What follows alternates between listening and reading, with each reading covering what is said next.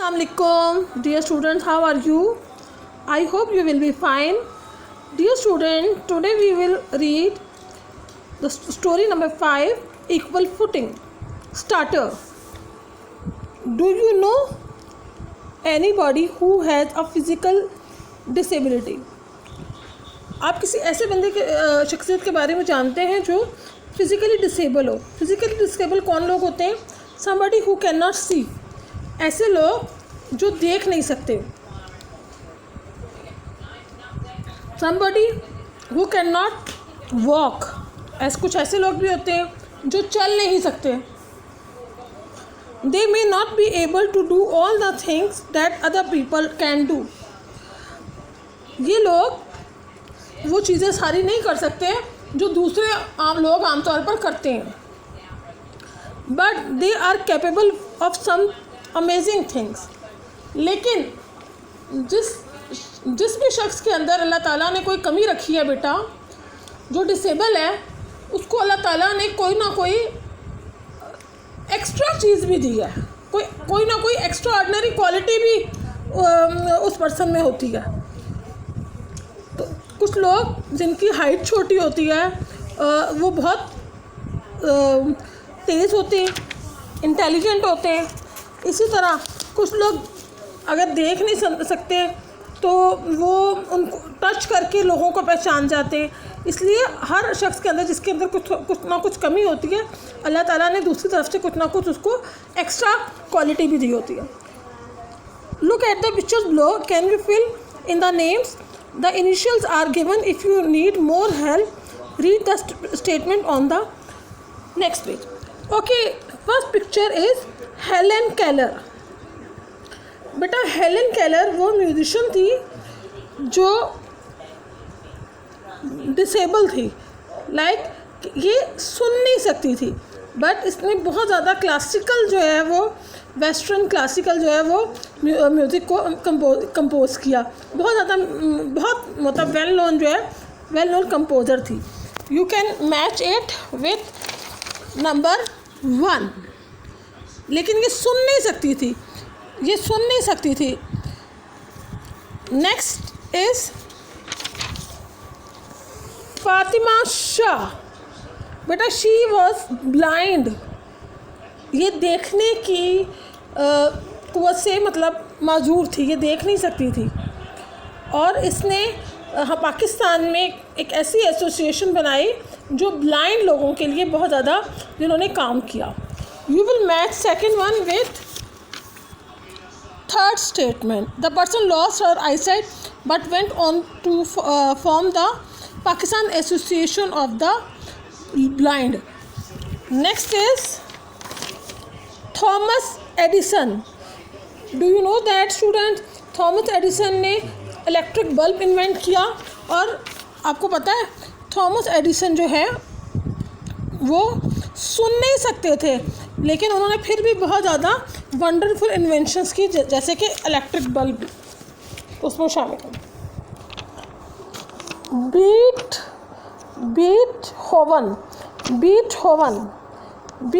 बेटा you will match Beethoven with number statement number 2. The person could not see or hear but became a famous speaker and campaigned for civil rights. ये बंदा ना सिर्फ बोल नहीं सकता था, सुन नहीं सकता था, बल्कि देख भी नहीं सकता था। ना ये देख सकता था ना ये सुन सकता था, लेकिन इसने सिविल राइट्स के लिए यानी इंसानी हकूक़ के लिए इसने बहुत ज़्यादा काम किया, बहुत ज़्यादा लोगों में शऊर उजागर किया। Now we are going to read the passage.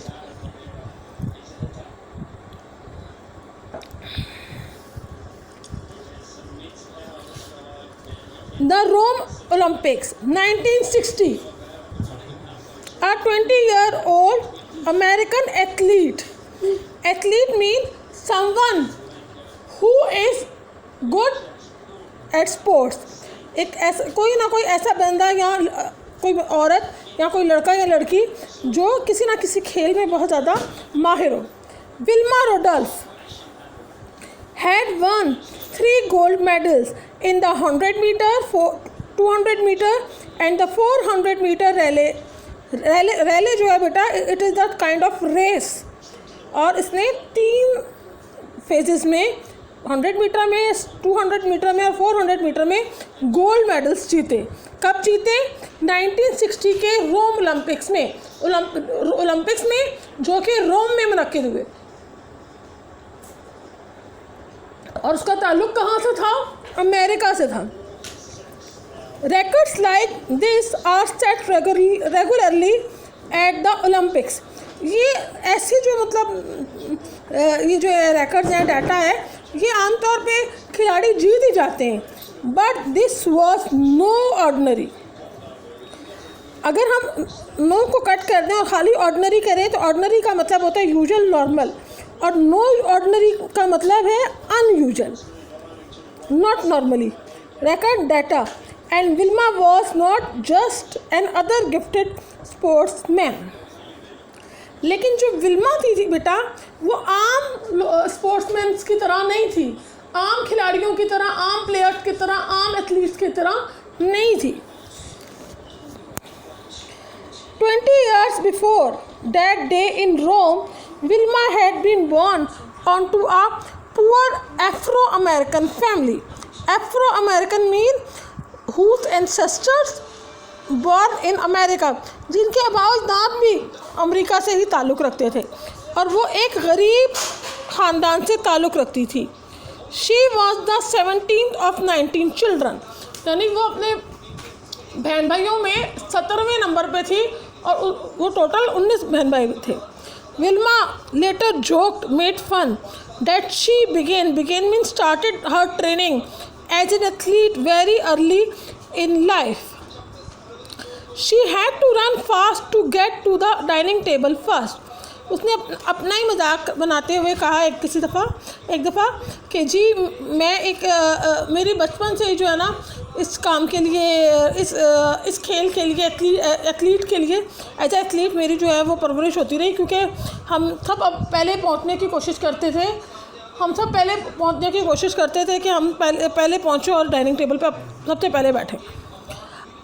Pre mature baby यानी प्री मेच्योर यानी जो ऐसा बेबी जो मुकम्मल तौर पर डेवलप ना हुआ हो। Wilma remained a weak and sickly child. वो काफ़ी अर्सा बीमार रही। But there was worse to come. लेकिन उसके बाद इससे भी बुरा हुआ। क्या हुआ? She fell ill again. This time underline she had polio, double pneumonia and scarlet fever. लेकिन अब इस दफ़ा क्या हुआ? उसके साथ पोलियो हो गया। पोलियो एक ऐसी बीमारी है जिसमें बच्चे चलने फिरने से माजूर हो जाता है। डबल निमोनिया, उसको बहुत ज़्यादा सर्दी का बुखार चढ़ा। एंड स्कारलेट फीवर ऐसा फीवर बेटा जिससे गले में सोजिश हो जाती है और गला ख़राब हो जाता। Underline Wilma loss the use of her leg. अब चूँकि उसको निमोनिया हुआ था तो वो चलने के भी काबिल ना रही। She was just 4 years old। जब वो सिर्फ 4 साल की थी। शी ले इन बेड फॉर 2 years। और वो 2 साल बेड पे रही। Then slowly with the help of braces mean metal